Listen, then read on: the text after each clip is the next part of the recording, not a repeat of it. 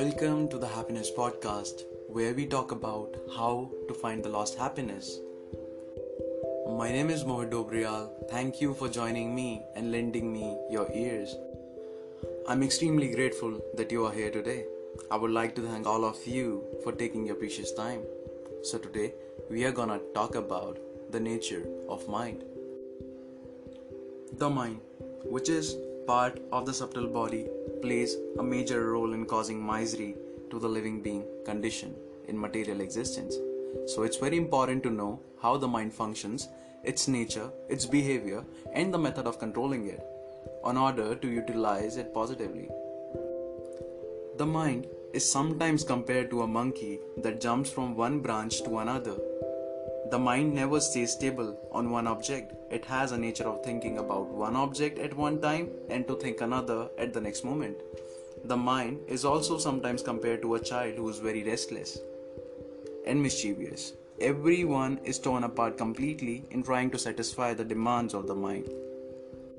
The mind is not satiated, no matter how many of desires you try to fulfill. Uncontrolled mind, what it can do to you. The position of a person whose mind and senses are uncontrolled become pitiable. On one side, the tongue is pulling him to arrange for a tasty food, then thirst drags one to get a suitable drink. Simultaneously, the six organs clamor for satisfaction, and the senses of touch demand soft, sensuous objects. The belly harses one until it's filled. The ears demand to hear pleasant sounds. The senses of smell hankers for pleasant aromas, and the fickle eyes clamor for pleasing sights. The senses, organs, and limbs, all desiring satisfaction, pull the living entity in many directions. All these senses wander astray in all directions due to an uncontrolled mind.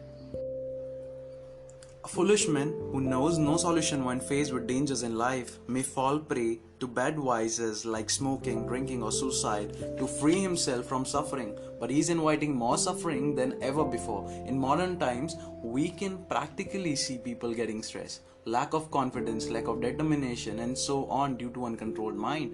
What profit a man who has gained the entire world but has lost his own soul? Certainly, a sensible question. There is no peace and happiness in accumulation of wealth or possessing bodily beauty or in display of strength. The real secret of happiness is controlled mind, which is gradually achieved a God-conscious way of life, or you can say a spiritual life. The depression of the mind determines one's happiness or distress. The mind can be compared to a sharpened knife. The sharpened knife is used by miscreants to cause violence. But the same knife is used by an expert surgeon to save one's life. The knife itself is neither good nor bad. When the mind is controlled, one achieves the highest perfection of life. He voluntarily agrees to abide by the direction of the personality of Godhead, who is situated within the heart of everyone as a super soul. Such a person is unaffected by the dualities of material existence, namely distress and happiness, cold and heat. This state is practical samadhi, or absorption in the Supreme. Uncontrolled mind can do damage to oneself, family, and society. Depression, stress, madness, weakened determination, hypertension, dangerous diseases, lack of confidence, loss of trust. So, that's it for today. On the next episode of the Happiness Podcast, we are going to share some exercises that will help you to control your mind. Till then, goodbye.